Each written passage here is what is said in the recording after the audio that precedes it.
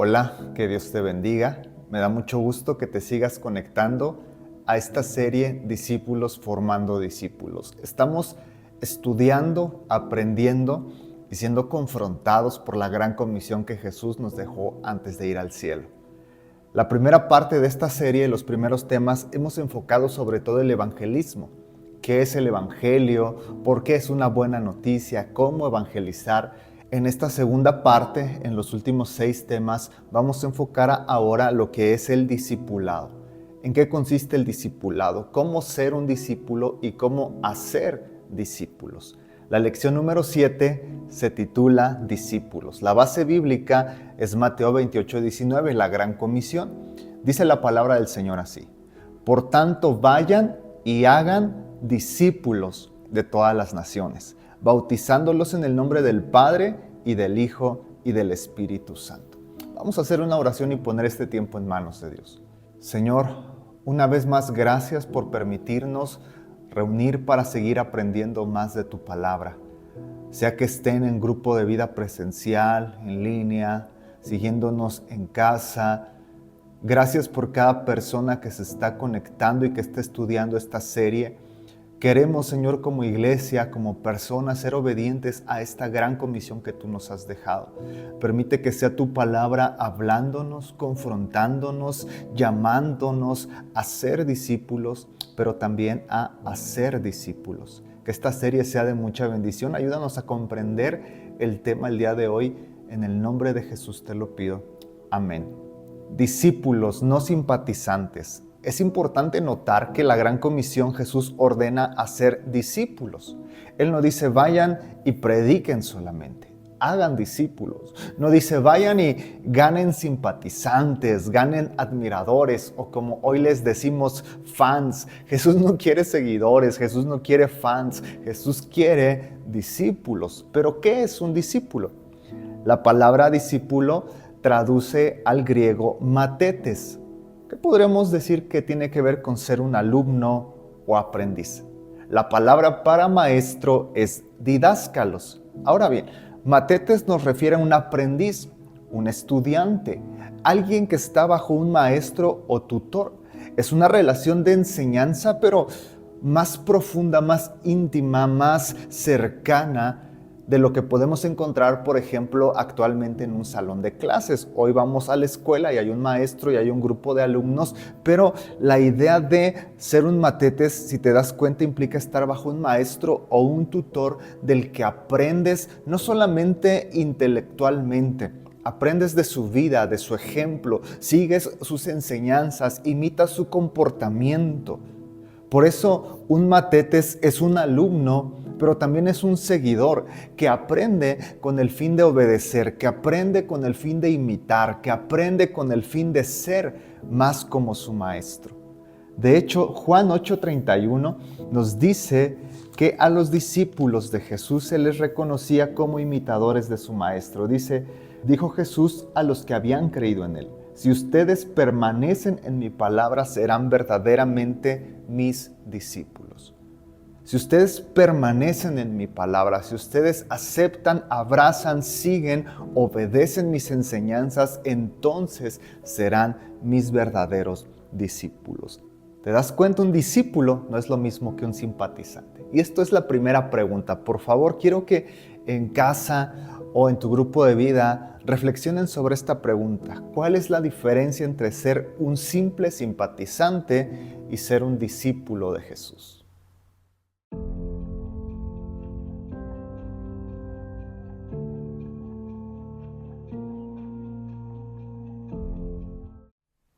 Jesús y sus discípulos. ¿Sabes? Jesús nunca fue reconocido de manera oficial por los líderes religiosos como un rabino. Un rabino es un maestro judío. Jesús no fue formado en ninguna academia, no recibió un título formal de rabino, pero el pueblo y sus seguidores sí lo reconocían como maestro.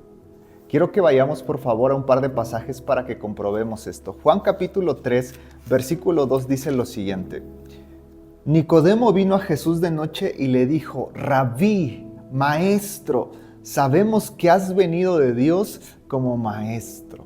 Qué interesante, uno de los líderes fariseos reconocía a Jesús como maestro. Marcos capítulo 9, versículo 5, también encontramos cómo sus seguidores reconocían a Jesús. Pedro le dice, maestro, bueno es que nosotros estemos aquí. Hagamos 3 enramadas, una para ti, otra para Moisés y otra para Elías. Maestro, ¿te das cuenta cómo el pueblo, los seguidores de Jesús, sí lo reconocían como un rabino, como un rabí? Aquellos que se asociaban con Jesús y lo reconocían como rabí, se les llamaba matetes, se les llamaba discípulos. Pero la relación que Jesús estableció con sus discípulos sobrepasaba por mucho la relación normal alumno-maestro. Sobrepasa por mucho, como te decía hace rato, la relación que vemos en un aula de clases entre alumno y maestro. Jesús le dio un sentido completamente diferente y profundo a lo que es ser un discípulo. Por ejemplo, un discípulo era alguien que había respondido al llamado personal del maestro. Jesús llamaba a sus seguidores. Jesús invitaba a la persona que lo escuchaba a que lo siguiera. Vengan en pos de mí, tomen su cruz, síganme. Jesús también invitaba a sus discípulos, a sus seguidores, que aceptaran su mensaje y lo obedecieran. Hace ratito leíamos en Juan capítulo 8, si ustedes permanecen en mi palabra, serán mis discípulos. Si ustedes aceptan mi mensaje, si ustedes aceptan mis enseñanzas, pero no solamente las aceptan, sino las obedecen, serán mis discípulos. Un discípulo era alguien que acompañaba a Jesús en sus viajes a donde quiera que fuera. Los discípulos iban siguiendo a Jesús. Si Jesús estaba en Jerusalén, lo seguían. Si se iba a Galilea, lo seguían. Si se iba de ahí a Betania, lo acompañaban. Iban con él a todos lugares. Había un seguimiento, un acompañamiento, un caminar, un compartir la vida con Jesús. Y ser discípulo de Jesús involucraba una lealtad personal a él, expresada en absoluta fidelidad. Los discípulos de Jesús eran leales a él, absolutamente fieles a él.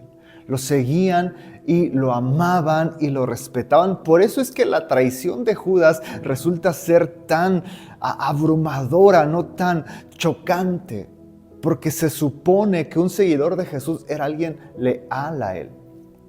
Tan leal que incluso en algunos casos implicaba abandonar hogares, abandonar posesiones, abandonar familia para ir tras Jesús. Los discípulos eran enseñados por Jesús. Se sentaban a los pies de Jesús y de su boca escuchaban sus consejos, sus llamamientos, su ordenanza. Escuchaban parábolas, escuchaban sermones, escuchaban consejos. Jesús los enseñaba. Y Pedro le dijo en una ocasión, Señor, tus palabras dan vida. Los discípulos eran designados por Jesús como sus representantes. Jesús los enviaba a predicar y anunciar el reino de Dios, y donde quiera que ellos iban, actuaban no en su propio nombre, no en el nombre de Juan, en el nombre de Andrés, hablaban en el nombre de Jesús. En todos los casos, la disposición de poner en primer lugar a Jesús sin importar el costo era condición primordial. Poner a Jesús en primer lugar, por encima de todo. Sermón del Monte, Jesús confronta a sus seguidores, Jesús confronta a aquellos que estaban escuchando y los llama a un compromiso total, a dejar de ser seguidores ocasionales y convertirse en discípulos. Y una de las cosas que está Jesús enseñando en el Sermón del Monte es esta: busquen primero el reino de Dios y su justicia. Una condición para los discípulos es poner a Jesús en primer lugar sobre todas las cosas. Como te das cuenta, ser un discípulo de Jesús no era un juego. Ser un discípulo de Jesús era un compromiso profundo, real, que impactaba la forma en que vivía la persona, que significaba un cambio radical en su vida, en sus prioridades, en sus deseos. Podríamos decirlo que convertirse en un discípulo de Jesús provocaba una verdadera revolución en la vida de la persona. Veamos algunos ejemplos de la vida de estos discípulos. Juan, junto con su hermano Jacobo, eran pescadores en el negocio familiar de su padre. Estaban pescando cuando de repente Jesús aparece y les dice: síganme, yo los haré pescadores de hombres. Síganme. Estaban trabajando un negocio familiar, apoyando a su papá. Pero cuando Jesús los llama, dice la palabra que ellos dejaron las redes y siguieron a Jesús. Abandonaron su trabajo, abandonaron su herencia, abandonaron su seguro, abandonaron su futuro para seguir lo que Jesús los estaba llamando a hacer. Y estuvieron con Él a lo largo de todo su ministerio. Fueron parte, de hecho, del círculo íntimo de Jesús, cercanos a Jesús. Estuvieron acompañándolo a lo largo de todo el ministerio fielmente. De hecho, vemos en el Evangelio de Juan que el apóstol Juan se quedó al pie de la cruz acompañando a Jesús en sus últimos momentos en la tierra hasta que murió en la cruz del Calvario. Su hermano Jacobo fue el primero de los 12 apóstoles en morir por el nombre de Jesús. Y Juan estuvo el resto de su vida consagrado a predicar el evangelio del reino, a pastorear y cuidar a la iglesia de Jesucristo. Escribió cartas, escribió un evangelio y el libro de Apocalipsis, pero fue un compromiso profundo por el resto de su vida. Pensemos ahora en el caso de Simón el Celote, otro de los 12 apóstoles de Jesús. Se le llama a Simón el Celote porque los celotes eran una secta judía radical. Era una secta judía que estaba en contra de que el Imperio Romano subyugara al pueblo de Israel y respondían con violencia. Los celotes tomaban las armas para rebelarse contra el yugo romano. Podían asesinar, podían provocar caos, podrían provocar revueltas. Había una rebeldía abierta contra el Imperio Romano. Es decir, ellos como judíos querían defender a su nación de los gentiles, en particular del Imperio Romano. Este era Simón, un hombre celoso, nacionalista radical, que estaba dispuesto a dar su vida por su nación y su patria. Pero cuando se convirtió en discípulo de Jesús, su manera de pensar y actuar cambió radicalmente, dio un giro total su vida. En lugar de mantener esta actitud de violencia, empezó a seguir el mandamiento de Jesús de amar. Amarás al Señor tu Dios con todo tu corazón, tu alma, tu mente, pero a tu prójimo como a ti mismo. Quizás para Simón el Celote resonó fuertemente la parábola del buen samaritano. ¿Y quién es mi prójimo? El samaritano. Ese es tu prójimo. Junto con el resto de apóstoles, Simón el Celote predicó el evangelio a judíos, pero también a gentiles. Una transformación radical de este hombre que estaba dispuesto a matar a los romanos. Después de conocer a Jesús, fue alguien que amaba a los gentiles y estaba dispuesto a predicarles el evangelio de Jesucristo.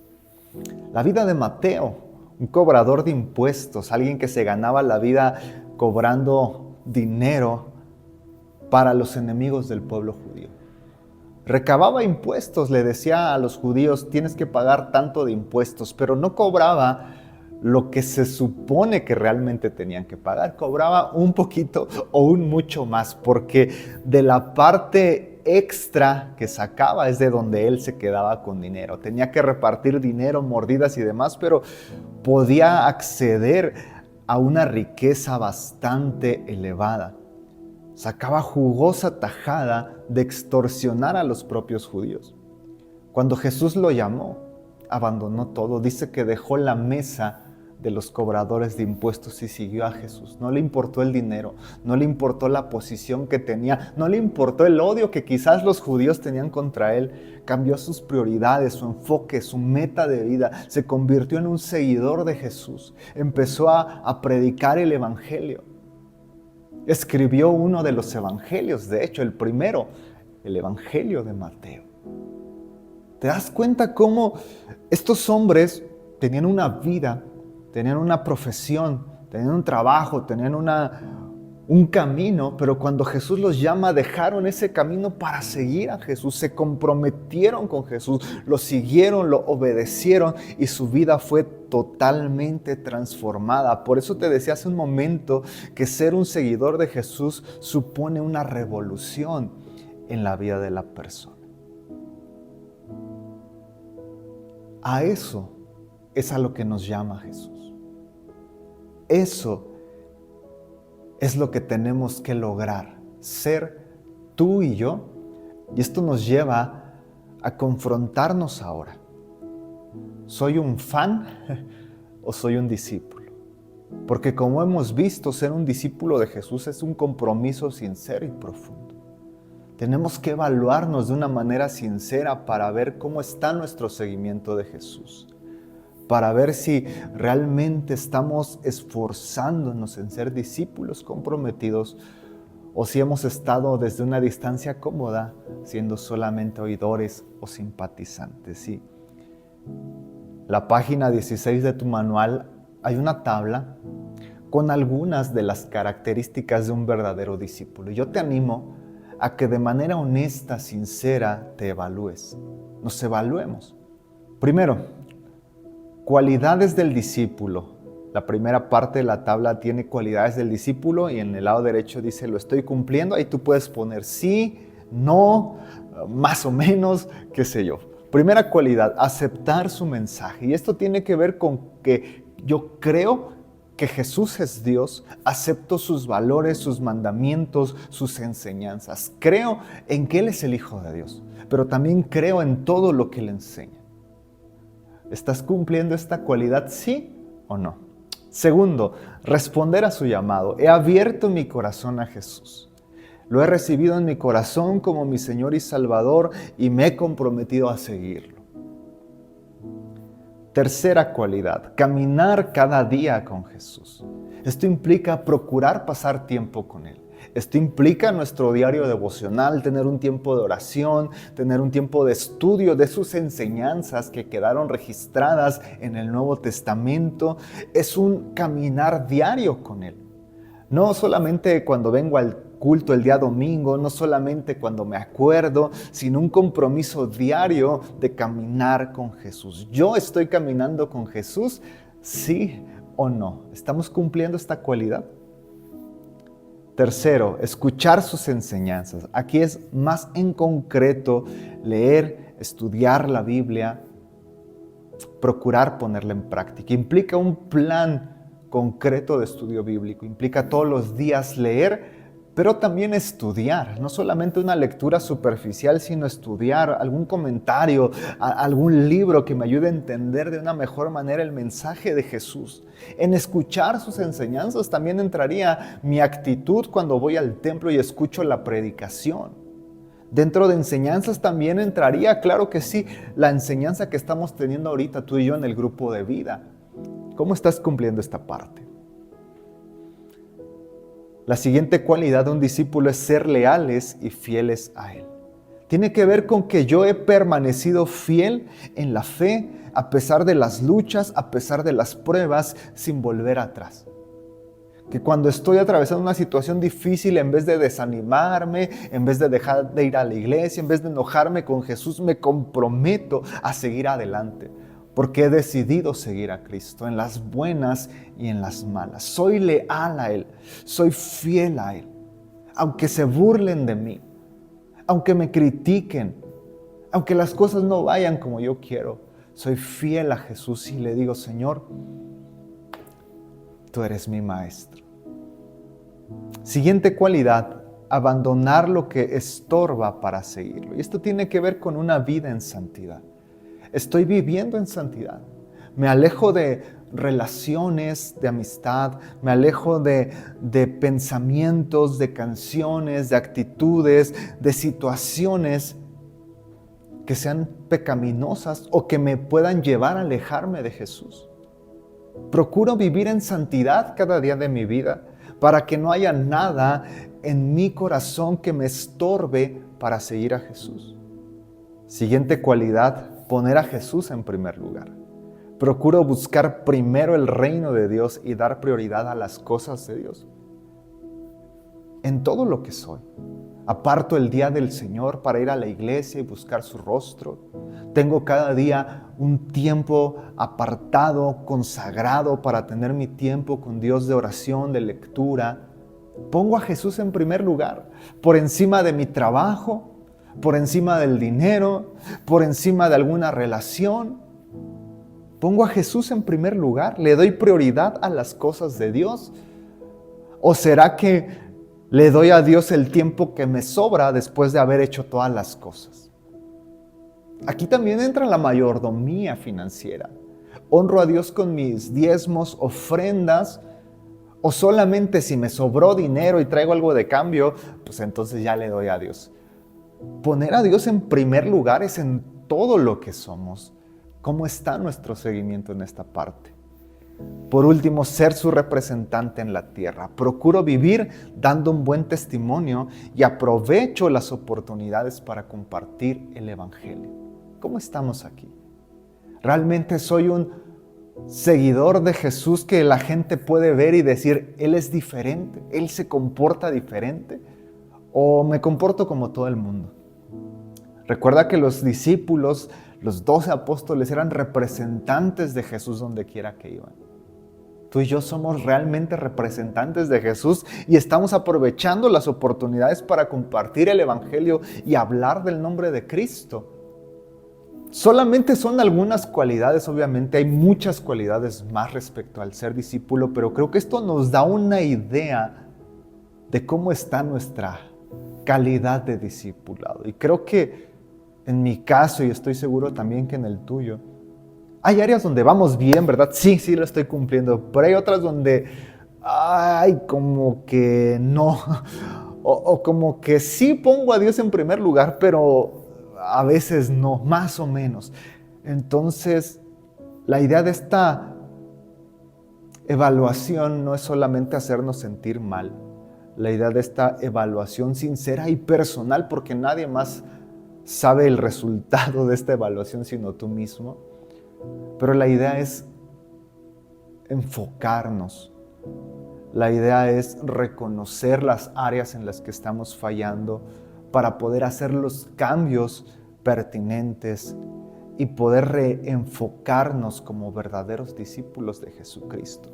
Porque si la gran comisión tiene que ver con hacer discípulos, antes de hacer discípulos, yo tengo que ser un discípulo.